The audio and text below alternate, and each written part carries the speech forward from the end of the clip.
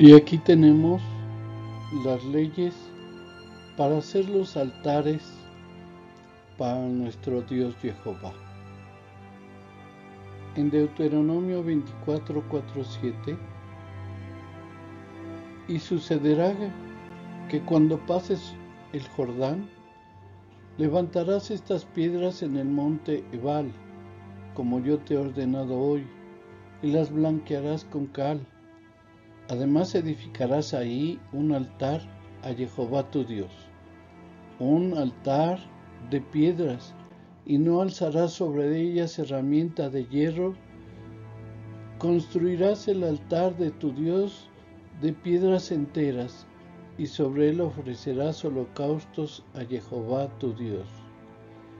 Y sacrificarás las ofrendas de paz, y ahí comerás ahí, y te alegrarás delante de Jehová tu Dios.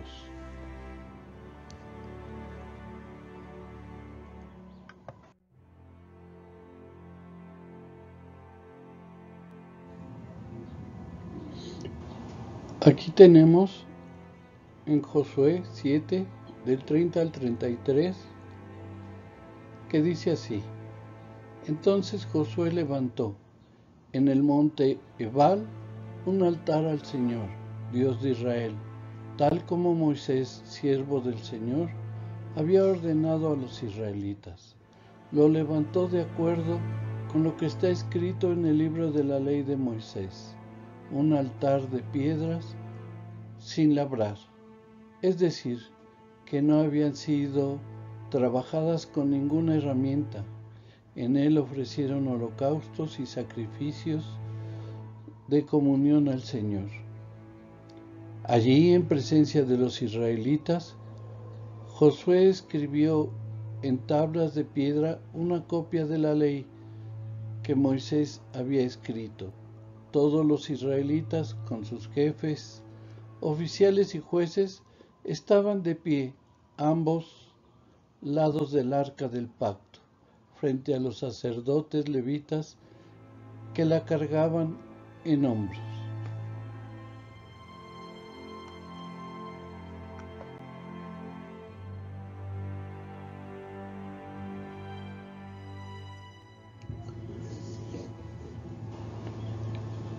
Si para levantar un altar Dios pedía que las piedras no fuesen transformadas por las herramientas de los hombres, que debían ser piedras completas como Dios lo proporcionaba,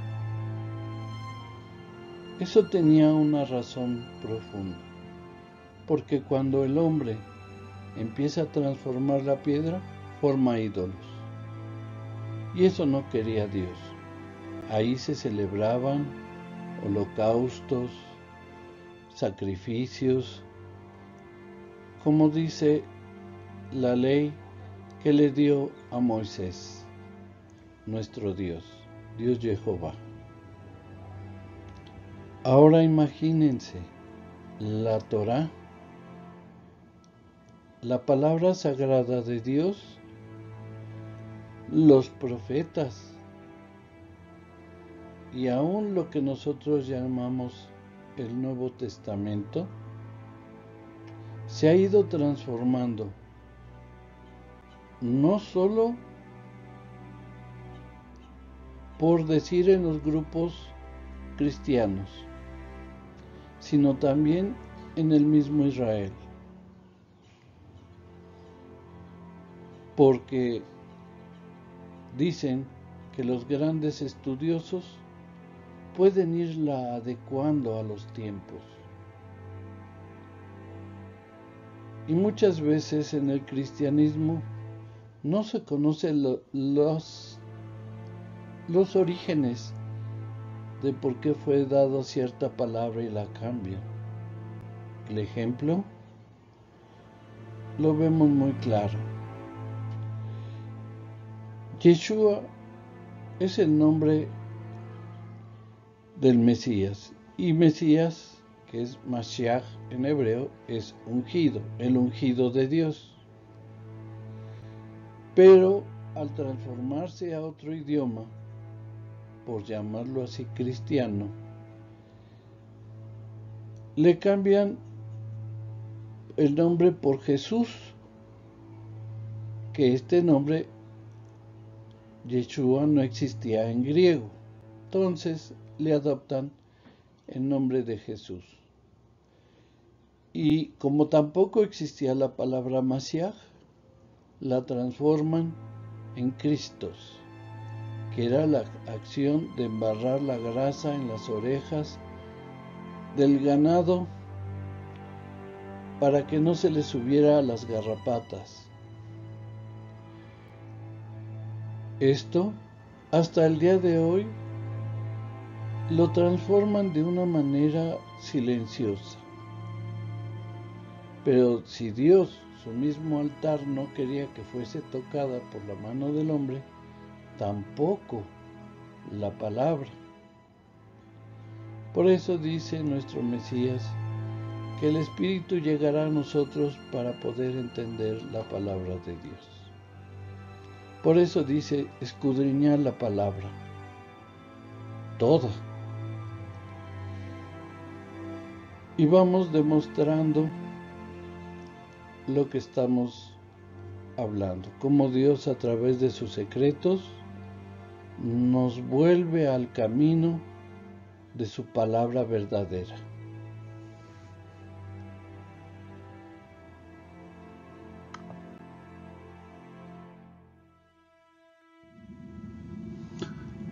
Ahora podemos leer lo que las generaciones del pueblo de Judá lee a través de lo que los sabios les dicen acerca de la pelea entre el hombre y Jacob. En el video anterior se descubrió quién era ese hombre, pero vamos aquí a contestar cómo lo ve Judá y cómo lo ve Dios con su palabra. ¿Quién es este hombre con quien Jacob luchó? Según los sabios, es el ángel de Isaac, y la lucha que levantó el polvo en el trono celestial. Es la lucha cósmica entre dos naciones y dos mundos, la espiritualidad de Israel y la materialidad de Edom. La noche a través de la cual lucharon es el largo y oscuro exilio, Galut, en el cual los descendientes de Jacob sufren heridas corporales y angustia espiritual, pero emergen victoriosos. Parece que los sabios estaban profetizando, pero ahora vamos a ver lo que Dios contesta a estas palabras de los sabios.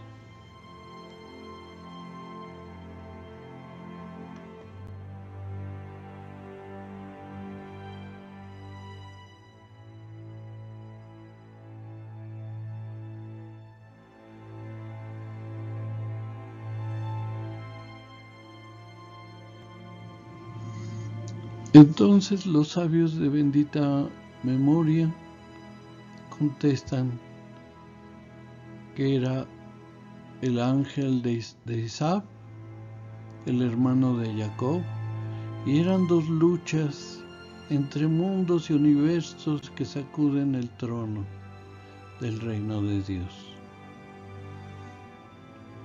Pero miren, aquí en el verso 29 en español dice: entonces Jacob le preguntó y dijo: dame a conocer ahora tu nombre. Pero él respondió: ¿para qué preguntas por mi nombre? Y lo bendijo. Exactamente en esta línea, en este verso, empieza el nombre del Mesías, la Yud empieza y de manera exacta la distancia entre cada letra nos dice que es Yeshua.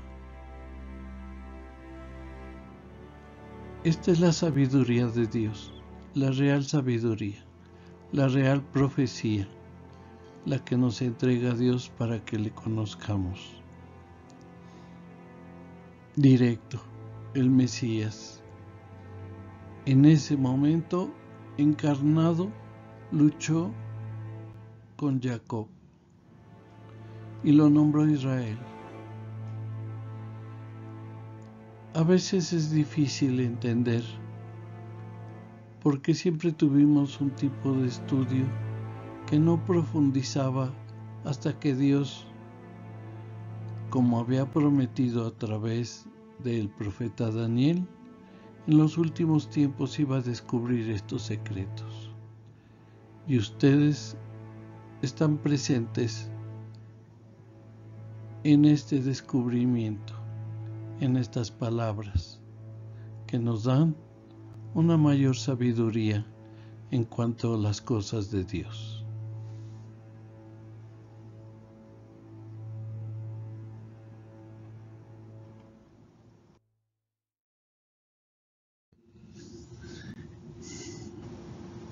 Y aquí hay algo en lo que estamos de acuerdo con el libro Likutei Torah, hecha por hombres que profundizaron en el estudio verdadero de Dios. Y miren, dicen, aquellos que hacen las cosas por obligación o no las hacen, se llaman Jacob, así sean del pueblo judío o de vientre judío, venga la persona. Y se llama Israel aquel que hace las cosas con alegría, amor y satisfacción. Así también aquellos, aunque no vengan de vientre judío, pero hacen así las cosas para Dios, le dan gloria a Dios en todas sus acciones, se llama Israel. Así se dijo esto. Vamos a hacer otra cita. Cuando el Mesías le dijo a algunos de los judíos que el Shabbat se hizo para el hombre y no el hombre para el Shabbat, no es que despreciara el Shabbat, sino estaba fijando los valores del Shabbat. Pero ¿qué repitió nuestro Señor, nuestro Mesías, Yeshua? Algo que Hillel lo dijo 100 años antes. Había sabiduría en Hillel, pero el Mesías no estaba en todo de acuerdo, porque Hillel tenía una opinión acerca del divorcio del matrimonio y nuestro Mesías no lo compartió. Entonces vamos a ver lo que Dios en ese momento estaba viendo del pueblo judío y sigue vigente.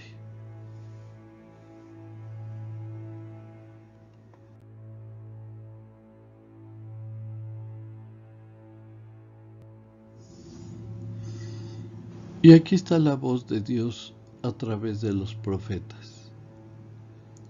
Mostraba su enojo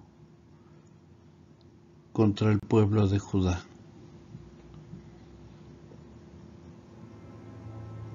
Por eso era necesario la venida de nuestro Mesías, para salvar lo que se había perdido. 12 hombres humildes los tomó Dios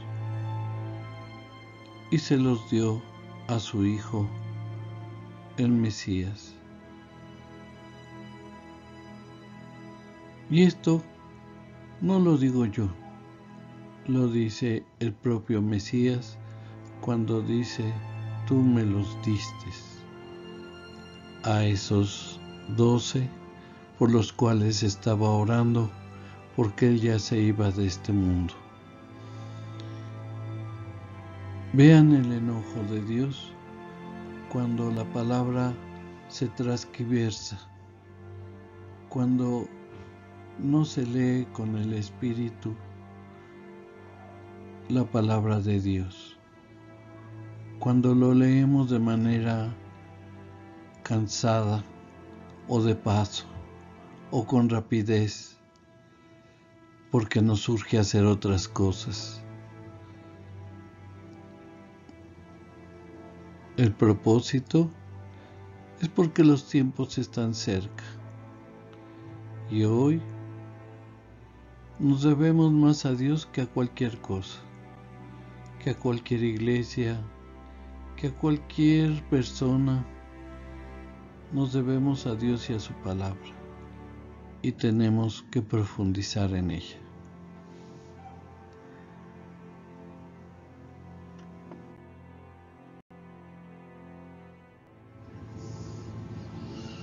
Y aquí tenemos uno de los libros que el pueblo judío utiliza, llamado Midrash. Y dice: el Midrash antes citado declara que cuando Jacob encomendó que se le dijera a su hermano Esaú: tuve toro y burro, hace referencia al rey Mashiach. Se hace necesario entender a que se debe a que Jacob aluda a la redención futura precisamente con la noción de burro. El interrogante se agudiza todavía más al considerar lo que señala la Gemara. Ante una aparente contradicción entre las escrituras en cuanto al modo de llegada del Mesías, Mashiach.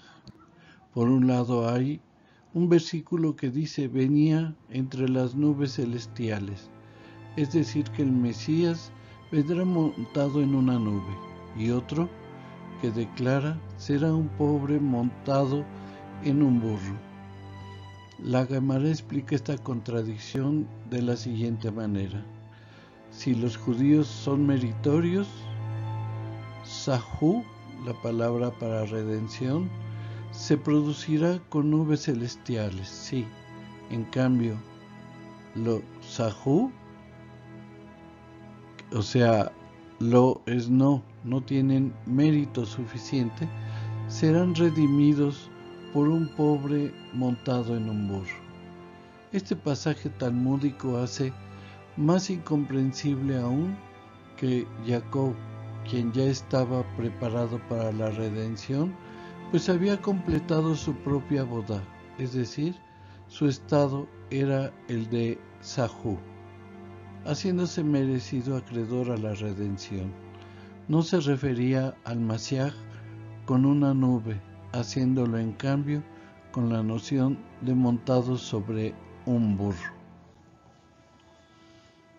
Esta es una lectura del pueblo judío y podemos ir analizando paso por paso.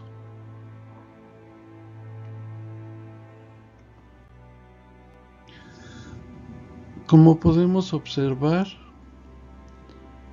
nos dice que el Mesías vendrá entre las nubes, y por otro lado dice: un pobre montado sobre un burro. La Gemara les dice que si el pueblo de Judá ha hecho los méritos suficientes, el Mesías vendrá entre las nubes. Pero de lo contrario, si no fueron buenos ante los ojos de Dios, vendrá como pobre montado en un burro. Nosotros conocemos la historia porque hemos leído los evangelios, así llamados, donde el Mesías entra a Jerusalén montado en un burro y el pueblo con las palmas le gritaban que fuera rey de Jerusalén, el rey de Israel. Pero a pesar de que conocen esto, el pueblo judío no le reconocieron. ¿Por qué? Porque Dios tenía que darle celos a este pueblo. ¿Con quién? Con pueblos que no eran su pueblo, con los pueblos gentiles, cumpliéndose parte del plan de la redención, en donde los gentiles iban a participar. ¿Dónde encontramos esto? En lo que Dios le dijo a Abraham, que sería bendición de muchos pueblos. Y aquí estamos viendo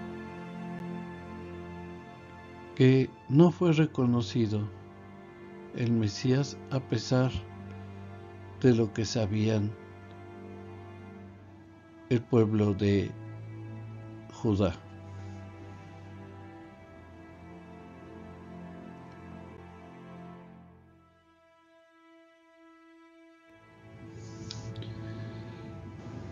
A esta que ellos llaman incomprensible, porque por un lado decía que vendría entre las nubes y por otro montado en un burro,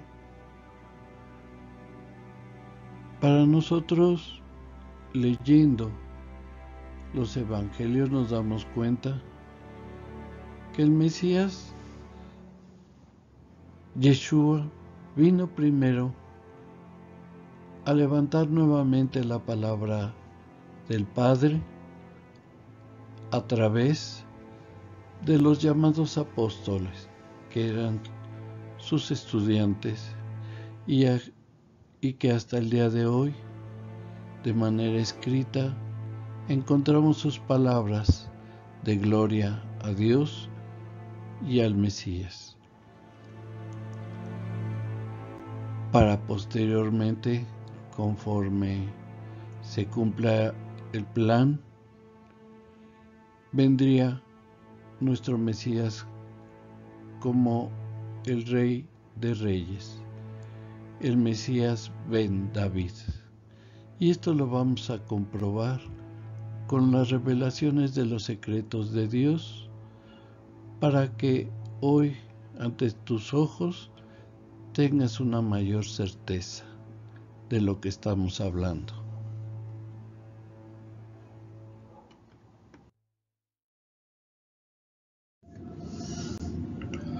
Aquí tenemos el Talmud. Varios libros importantes para las tribus de Judá. En esta, varios rabinos opinaron acerca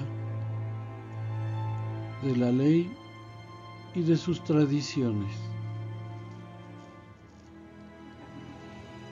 Sabemos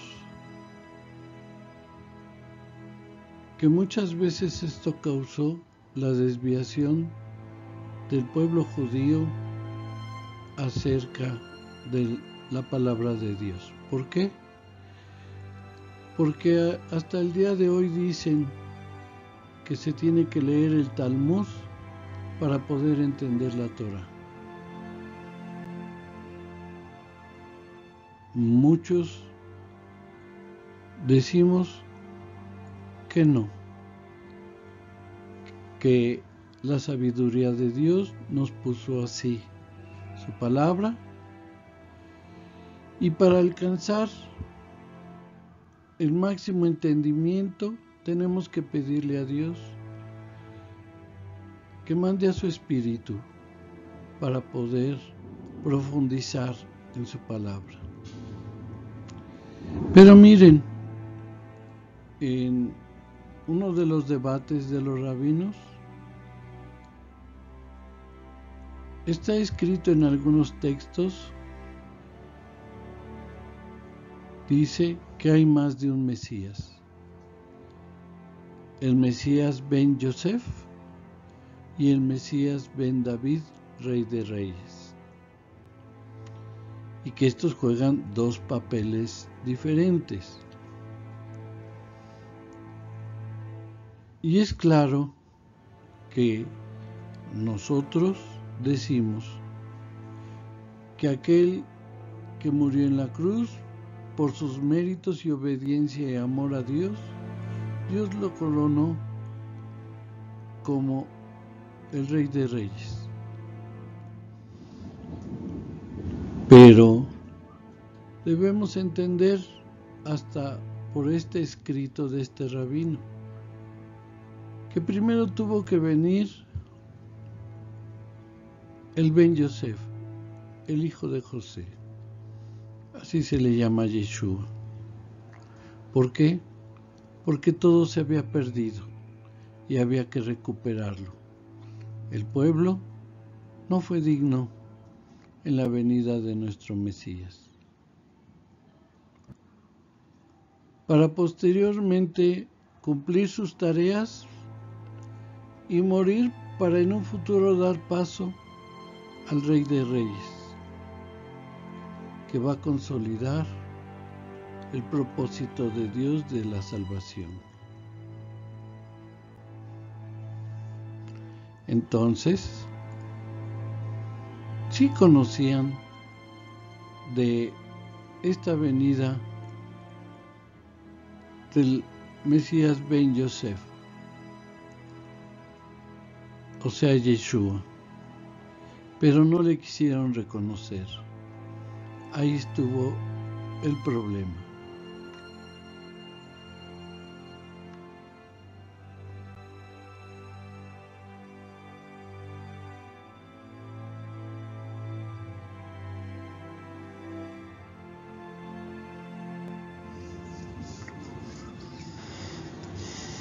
En el Talmud existen más ofensas para el Mesías que un profundo análisis por aquellos a quienes le llaman sabios de bendita memoria y que deberían de concentrarse en el papel de nuestro Mesías. Sí, hay muchas cosas que en la Biblia cristiana han sido alteradas y hemos mostrado aquí en códigos hebraicos muchas de ellas, y en donde el judío sienta sus diferencias. Dice aquí, esto no puede ser. Pero si cambiaran esa actitud, se pudiera llegar a la profundidad y sin equivocación dirían, el Mesías ya vino, como el Mesías ben Yosef, y vino a hacer sus tareas y tuvo que retirarse para el día de mañana dar paso al Mesías llamado Ben David, que es el mismo por los méritos que logró ante Dios.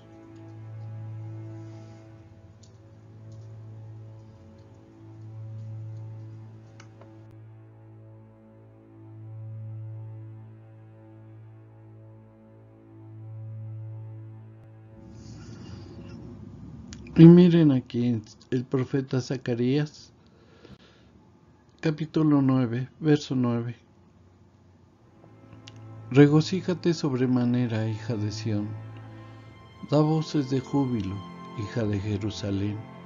He aquí tu rey viene a ti, justo y dotado de salvación, humilde, montado en un asno, en un pollino, hijo de asna.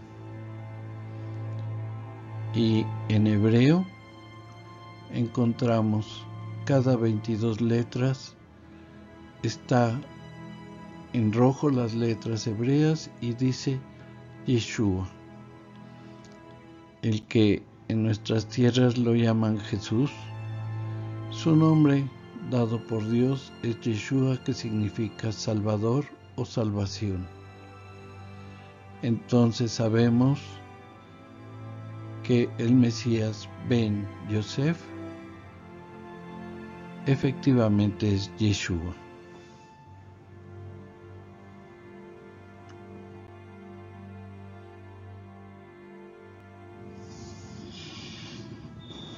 Y para que Dios nos descubra quién es el Rey de Reyes, en Zacarías 6:15 veamos lo que nos dice. Y los que están lejos vendrán y reedificarán el templo de Jehová. Entonces sabrás que Jehová de los ejércitos me ha enviado a vosotros. Esto sucederá si escuchas obedientes la voz de Jehová vuestro Dios. Y aquí tenemos en letras hebreas rojas, en el mismo versículo que está definiendo al Mesías Ben David, está el nombre de Yeshua.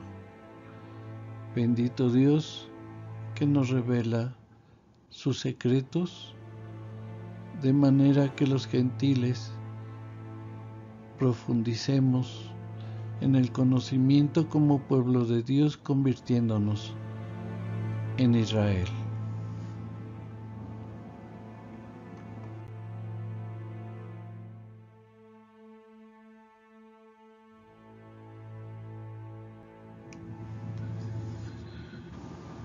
Cuando Dios pedía levantar altar, debería de ser de 12 piedras completas, sin que la mano o las herramientas del hombre modificaran estas piedras. Al igual, la palabra de Dios lo puedes hacer de manera que las historias infantiles tengan dibujos o cosas atractivas para los niños. También podemos hacer historias como lo hacía nuestro Mesías, que las reconocemos como parábolas,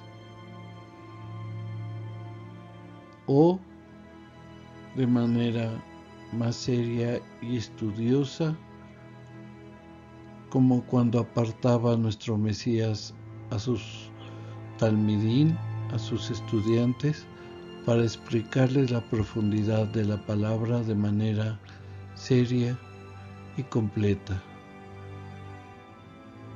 El fin es que no cambiemos la esencia del mensaje de la palabra.